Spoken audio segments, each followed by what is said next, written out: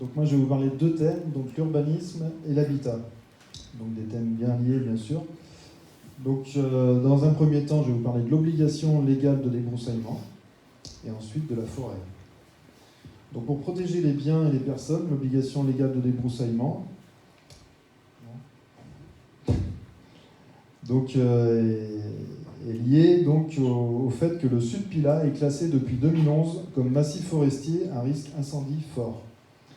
En 2024, dans un contexte où les périodes de sécheresse et de canicule sont de plus en plus fréquentes, les services de l'État rappellent aux communes leurs devoirs en la matière. Concrètement, cela se traduit par le respect d'un arrêté préfectoral qui impose à chaque propriétaire d'un bien situé à moins de 200 mètres d'une zone boisée de procéder au débroussaillement dans un périmètre de 50 mètres autour de son bien. Les hameaux en zone forestière, comme vous l'avez compris, sont donc particulièrement concernés. Les objectifs recherchés sont de retarder et limiter la propagation du feu et de faciliter l'intervention des secours. La commune peut, selon les cas, accompagner les habitants dans leur mise en conformité. La municipalité remercie d'avance les propriétaires de l'attention qu'ils porteront à ce sujet majeur. Donc maintenant, un mot sur la forêt.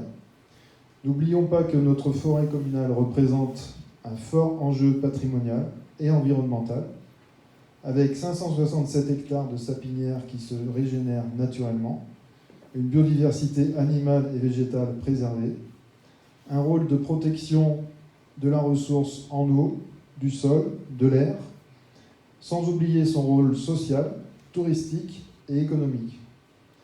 L'Office national des forêts, gestionnaire de ce patrimoine, s'appuie à la fois sur la régénération naturelle et une exploitation raisonnée, dite en futaie irrégulière.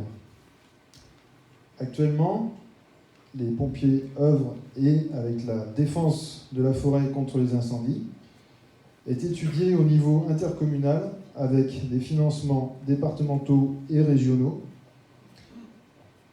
Donc oui, c'est la défense de la forêt contre l'incendie qui est étudiée et qui est mise en œuvre.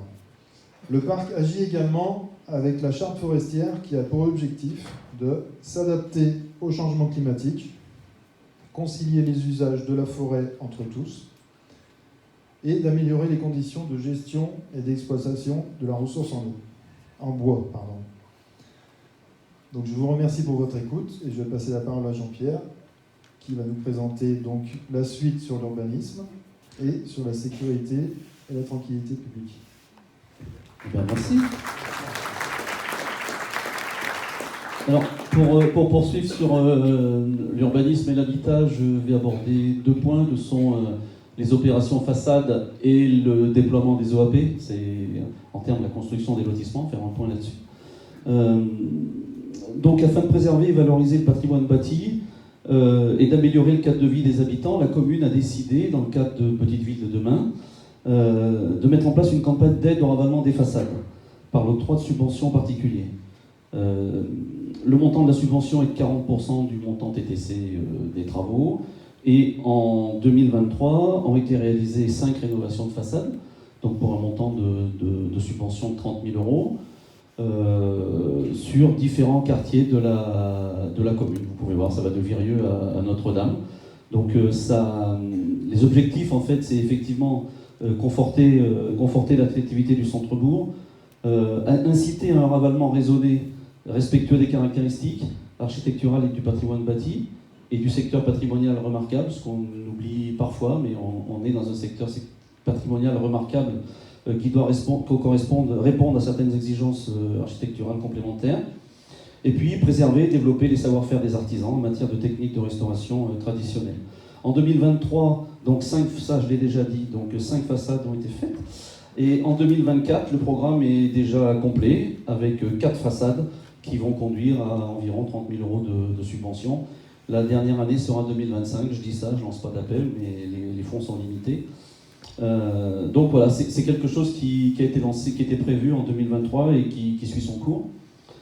Concernant l'urbanisme, un petit point sur les demandes d'urbanisme. Sur la commune de Pélusset en 2023, on a reçu environ 190 demandes d'urbanisme. Alors ça va la demande préalable au permis de construire, au permis d'aménager, ce qui fait à peu près 4 par semaine, enfin un tout petit peu moins.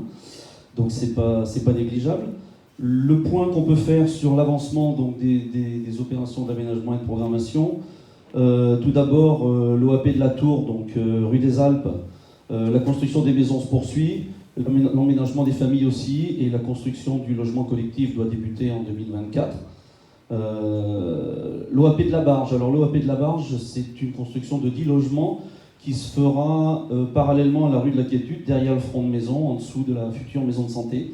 Donc le permis d'aménager a été signé à l'automne, donc les travaux d'aménagement vont démarrer, et sûrement les travaux de construction dans le courant de l'année aussi. Et puis, troisième OAP, c'est pas trop près du micro, l'OAP de la Néranie. L'OAP de la Néranie, donc en bas du parc Gastron-Bâti et derrière le hameau de la Néranie, pour laquelle le permis d'aménager est en cours d'aménagement, c'est normal pour un permis d'aménager, et qui accueillera 25 logements. Donc voilà, des aménagements en cours sur ces 3 quartiers-là. Je termine par un petit conseil ou retour d'expérience, après 3 ans de pratique de l'urbanisme, pour rappeler que même si le recours à un architecte n'est pas toujours requis, il est néanmoins fortement conseillé en amont du dépôt du dossier pour fluidifier cette mécanique implacable qu'est la délivrance des autorisations d'urbanisme. Donc voilà, c'est un conseil gratuit, hein, on fait ce qu'on veut. Donc voilà ce que je pouvais dire entre 2023 et 2024 concernant l'habitat et l'urbanisme.